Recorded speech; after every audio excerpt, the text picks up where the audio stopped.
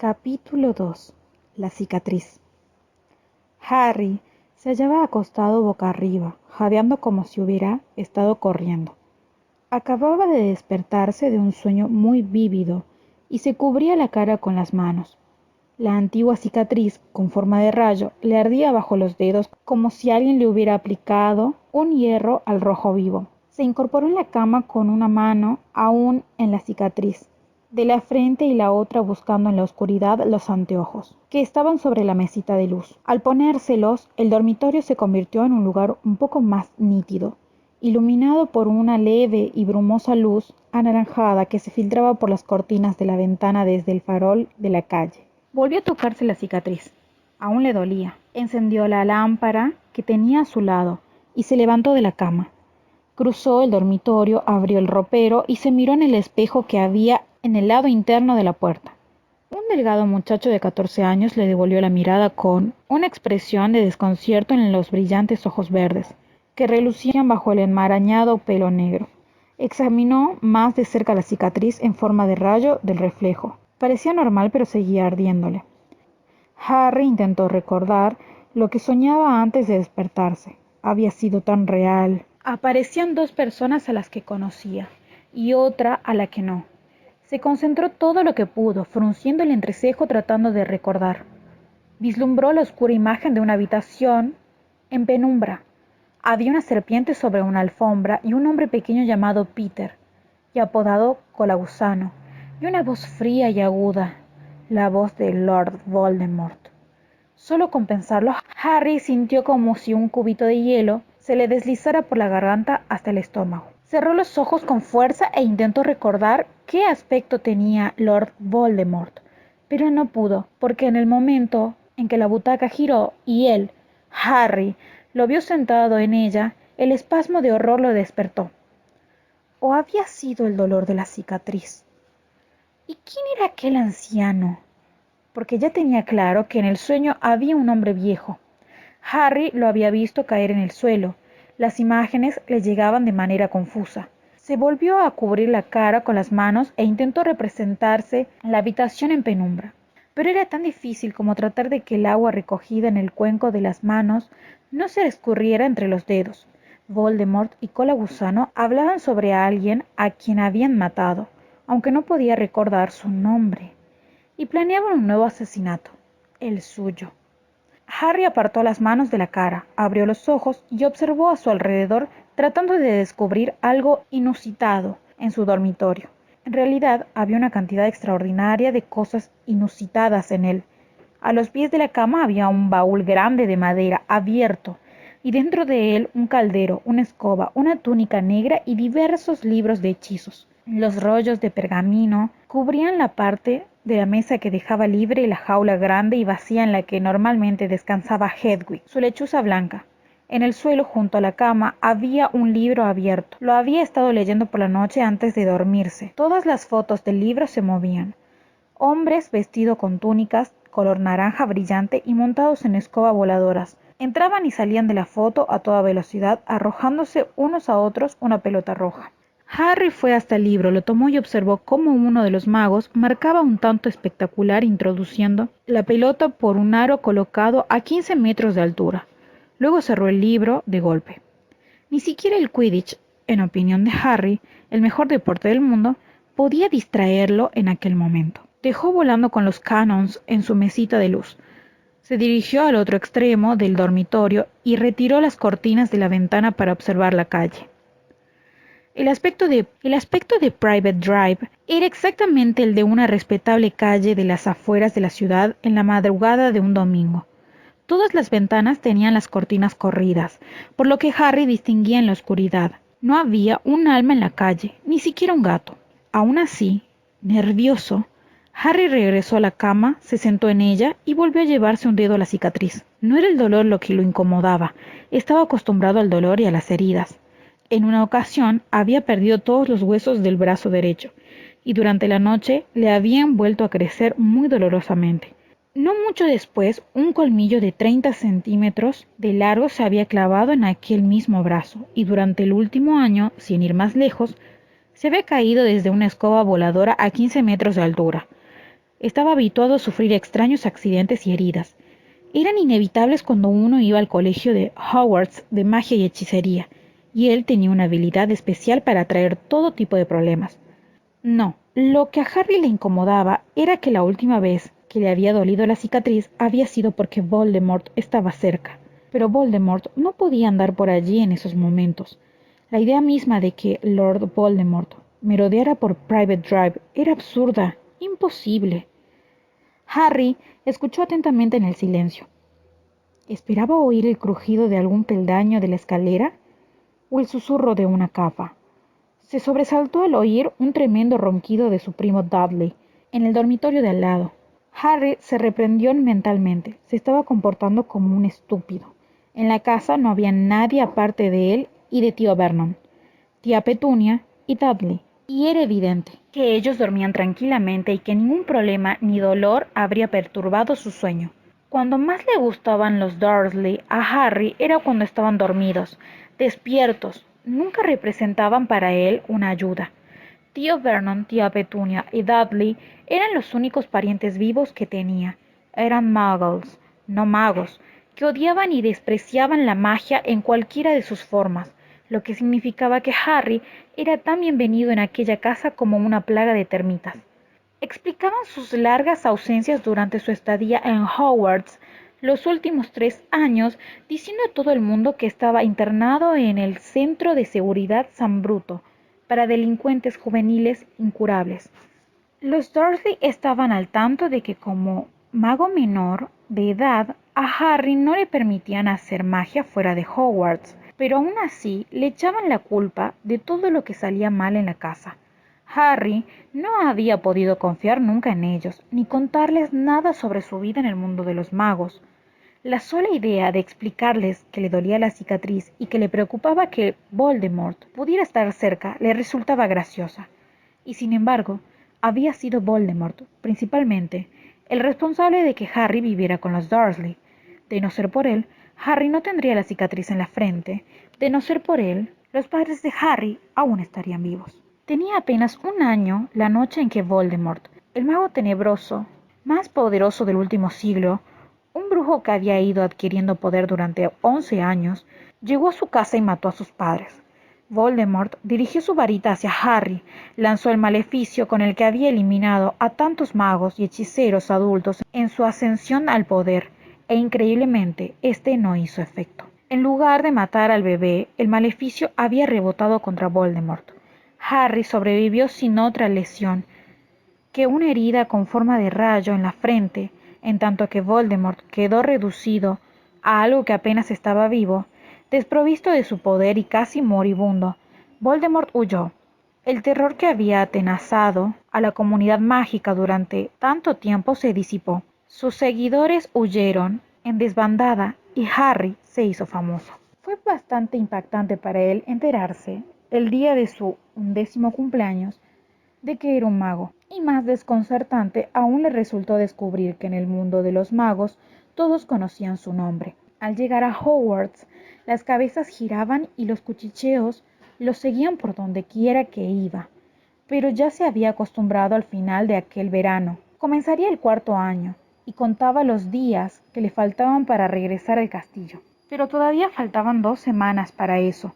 Abatido volvió a repasar con la vista los objetos del dormitorio, y sus ojos se detuvieron en las tarjetitas de felicitación que sus 2 mejores amigos le habían enviado a finales de julio, por su cumpleaños. ¿Qué le contestarían ellos si le escribía y les explicaba lo del dolor de la cicatriz? De inmediato, la voz asustada y estridente de Hermione Granger le vino a la cabeza.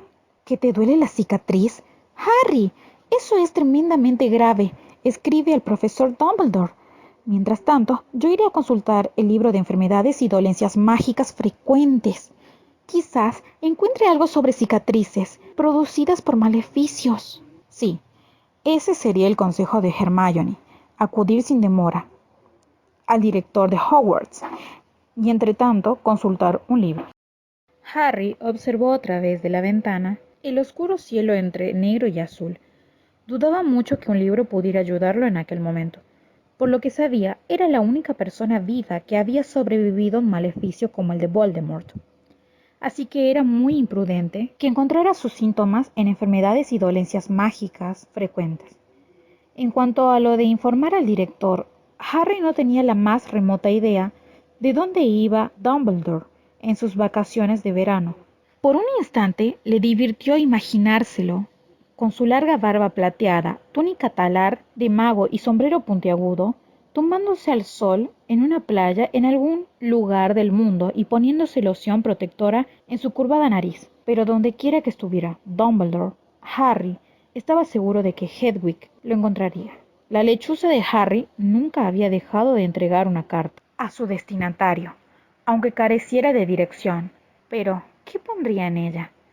Querido profesor Dumbledore, siento molestarlo, pero la cicatriz me dolió esta mañana. Atentamente, Harry Potter. Incluso sin necesidad de escribirlas, las palabras sonaban tontas, así que intentó imaginarse la reacción de su otro mejor amigo, Ron Weasley, y al instante, el pecoso rostro de Ron, con su larga nariz, flotaba ante él con una expresión de desconcierto. ¿Que te duele la cicatriz?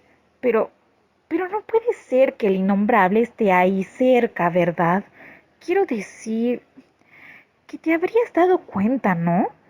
Intentaría liquidarte, ¿no es cierto? No sé. Harry, a lo mejor las cicatrices producidas por maleficios duelen siempre un poco. Le preguntaré a mi padre. El señor Weasley era un mago plenamente calificado que trabajaba en la oficina contra el uso indebido de los artefactos Muggle del Ministerio de la Magia, pero no tenía experiencia en materia de maleficios que Harry supiera. En cualquier caso, no le hacía gracia la idea de que toda la familia Weasley se enterara de que él, Harry, se había preocupado mucho a causa de un dolor que seguramente duraría muy poco.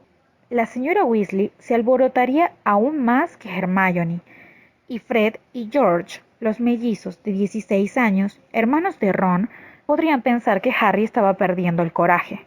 Los Weasley eran su familia favorita. Esperaba que pudieran invitarlo a quedarse algún tiempo con ellos. Ron le había mencionado algo sobre el campeonato mundial de Quidditch, y no quería que esa visita estuviera salpicada de indagaciones sobre su cicatriz. Harry se frotó la frente con los nudillos. Lo que realmente quería, y casi lo avergonzaba admitirlo ante sí mismo, era alguien como un padre, un mago adulto al que pudiera pedir consejo sin sentirse estúpido, alguien que lo cuidara, que tuviera experiencia con la magia negra, y entonces encontró la solución.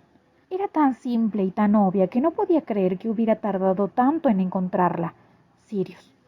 Harry saltó de un brinco de la cama, fue rápidamente al otro extremo del dormitorio y se sentó a la mesa. Sacó un pedazo de pergamino, cargó de tinta la pluma, de águila, escribió, «Querido Sirius», y luego se detuvo, pensando cuál sería la mejor forma de expresar su problema, y sin dejar de extrañarse de que no se hubiera acordado antes de Sirius. Después de todo, no era nada sorprendente al fin y al cabo. Hacía menos de un año que se había enterado de que Sirius era su padrino. Había un motivo más simple para explicar la total ausencia de Sirius en la vida de Harry. Había estado en Azkaban, la horrenda prisión de los magos, vigilada por unas criaturas llamadas dementores, unos monstruos ciegos que absorbían el alma y que habían ido hasta Hogwarts en persecución de Sirius cuando éste escapó. Pero Sirius era inocente, ya que los asesinatos por los que lo habían condenado eran en realidad obra de Cola Gusano, el secuaz de Voldemort, a quien casi todo el mundo creía muerto. Harry, Ron y Hermione, sin embargo, sabían que la verdad era otra. El año escolar anterior habían tenido a Cola Gusano frente a frente, aunque luego solo el profesor Dumbledore les creyó. Durante una hora de gloriosa felicidad, Harry creyó que podría abandonar a los Dursley, porque Sirius le había ofrecido un hogar una vez que pudiera limpiar su nombre. Pero aquella oportunidad se esfumó muy pronto. Cola Gusano se escapó antes de que pudiera llevarlo al Ministerio de la Magia, y Sirius tuvo que huir volando para salvar su vida. Harry lo ayudó a huir sobre el lomo de un hipogrifo llamado Buckbeak, y desde entonces Sirius permanecía oculto. Harry se había pasado el verano pensando en la casa que habría tenido si Cola Gusano no se hubiera escapado. Le resultó especialmente duro volver con los Dursley, sabiendo que había estado a punto de librarse de ellos para siempre. No obstante, y aunque no pudiera estar con Sirius, este había sido de cierta ayuda para Harry. Gracias a Sirius, ahora podía tener todas sus cosas con él en el dormitorio. Antes, los Dursley no se lo permitían. Su deseo de hacer la vida a Harry tan penosa como fuera posible, unido al miedo que les inspiraba su poder, había hecho que todos los veranos precedentes guardaran bajo llave el baúl escolar de Harry en el armario debajo de la escalera. Pero su actitud había cambiado al averiguar que su sobrino tenía como padrino a un asesino peligroso. Oportunamente, Harry había olvidado decirles que Sirius era inocente. Desde su regreso a Private Drive, Harry había recibido 2 cartas de Sirius. No se las entregó un búho, como era habitual en el correo entre magos, sino unos pájaros tropicales grandes y de brillantes colores. A Hedwig no le causaron gracia aquellos llamativos intrusos, y se resistió a dejarlos beber de su bebedero antes de volver a emprender el vuelo. A Harry, en cambio, le gustaron. Lo hicieron imaginarse palmeras y arena blanca, y esperaba que donde quiera que se encontrara Sirius, él nunca decía dónde, por si increptaban la carta, estuviera disfrutando. Harry dudaba que los dementores sobrevivieran durante mucho tiempo en un lugar muy soleado. Quizás por eso Sirius había ido hacia el sur. Las cartas de su padrino, ocultas bajo la utilísima tabla suelta que había debajo de la cama de Harry, mostraban un tono alegre y en ambas le insistía en que le avisara si lo necesitaba. Pues bien, en aquel momento lo necesitaba. La lámpara de Harry pareció oscurecerse a medida que la fría luz gris que precede al amanecer se introducía en el dormitorio. Finalmente, cuando los primeros rayos de sol daban un tono dorado a las paredes y empezaban a oírse ruido en la habitación de tío Vernon y tía Petunia, Harry despejó la mesa de pedazos estrujados de pergamino y releyó la carta ya terminada. Querido Sirius, gracias por tu última carta. ¡Qué pájaro tan grande! Casi no cabía por la ventana. Aquí todo sigue como siempre. La dieta de Dudley no va demasiado bien. Mi tía descubrió ayer escondiendo en su habitación unas rosquillas que había traído de la calle. Le dijeron que tendrían que rebajarle la mensualidad si seguía haciéndolo, y él se puso como un loco y tiró su PlayStation por la ventana. Es una especie de computadora en la que se puede jugar. Fue algo bastante tonto, realmente, porque ahora ni siquiera puede evadirse con su Mega Mutilation, tercera parte. Yo estoy bien, sobre todo gracias a que tienen muchísimo miedo de que aparezcas de pronto y los conviertas en murciélagos.